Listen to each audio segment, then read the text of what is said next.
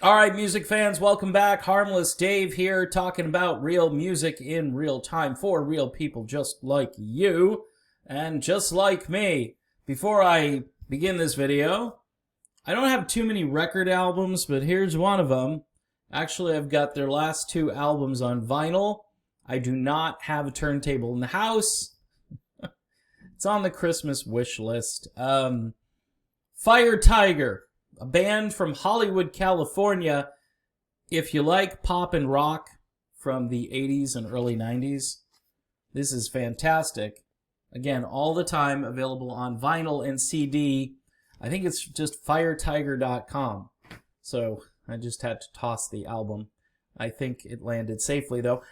Jeff Scott Soto has decided to chime in on Eddie Van Halen's passing.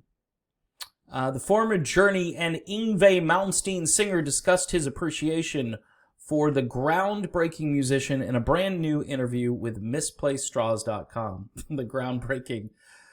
Oh, it's kind of generic. The superhuman Eddie Van Halen.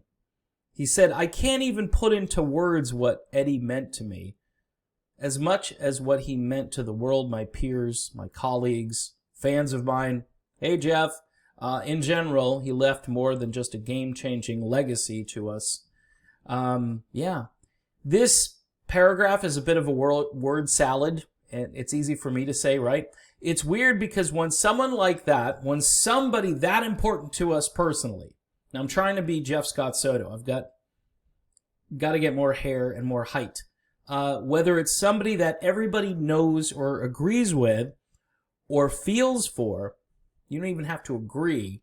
When somebody like that, that's so personal to you, passes, there are a lot of people that just don't understand why. For instance, I could be so affected by it.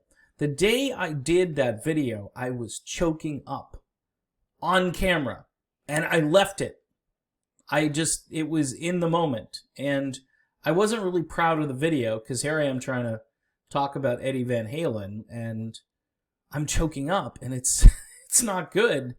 That's not what you're supposed to do.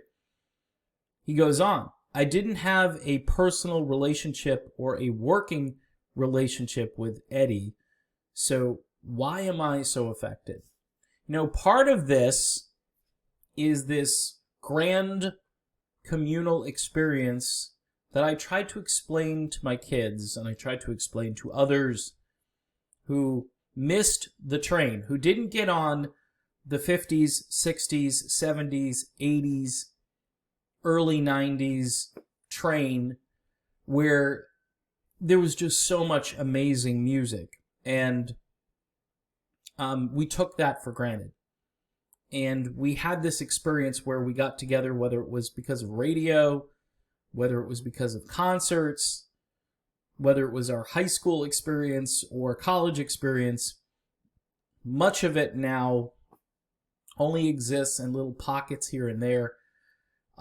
Before it was like across the board. I'm from Massachusetts. I could meet somebody in Michigan who had a radio station like I had in my backyard and so forth, and we could reminisce about hearing Donnie Iris Leah on the radio. You know, we could talk about that. And again, you know, some professor guy will say, this song should have been a bigger hit. It should have been. It was a huge hit on rock stations. And that's the experience we had. You know, and now we don't have that experience. You know, I can tell you about a band like Fire Tiger, go listen to it, but radio ain't playing it. They should, but they're not. So anyway, he goes on here. That music and everything that Eddie gave us in terms of influence in Van Halen, and then some, is a part of us. When that person passes, a part of us passes.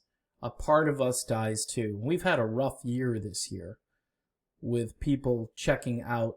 Last year wasn't so great either. You couple this year with all the other stuff going on, and this was just supremely bad news. It was like all the other super bad stuff happening in 2020, and the rock gods looked down and said, well, this is the year that Eddie's going to go too. So, it might as well happen in 2020 because he's one of the biggest. It's sad that Rolling Stone has him at number 8 all time. Number 8. I would say number 2, number 1, 2, or 3. And I mean, it's easy for me to say that. He may not be your number 1. Could be Jimi Hendrix. I don't know what their list looks like. I don't think I want to see it. All I know is that, yeah, a little part of you, your childhood, your memories, your MTV experience, all of that stuff, it's in there. And when somebody like that goes, you're just like crushed. So, in any event, I kind of understand Jeff Scott Soto a little bit. Again, he's got more hair. He's in better shape. He's living the dream. Hardest working guy in show business. JSS. He's got music out there too. You got to go listen to it if you haven't heard it. And I think there's a lot more coming next year from what I understand. So stay tuned for that. All right. I'm done. Thanks for watching. And don't forget to subscribe. Please do that. Hit the bell if you want a notification. And don't forget about Patreon. You can join Patreon for $1 a month. And newsflash, I do have a Facebook page. I will be leaving Facebook very soon. So if you've been trying to get a hold of me on Facebook, it's bye-bye. It's bye-bye. I don't like the platform. There's a lot over there that's going on that I do not like.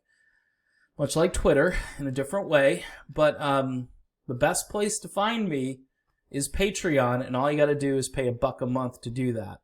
Not asking for a lot. So if you can help me out that way, you can give more if you're feeling charitable. And 2020's been a rough year for a lot of people, but if you want to give more, that's entirely up to you. I do not twist arms. I cajole, and if the cajoling doesn't work, I do it again in the next video. All right. See you soon. Thanks for watching.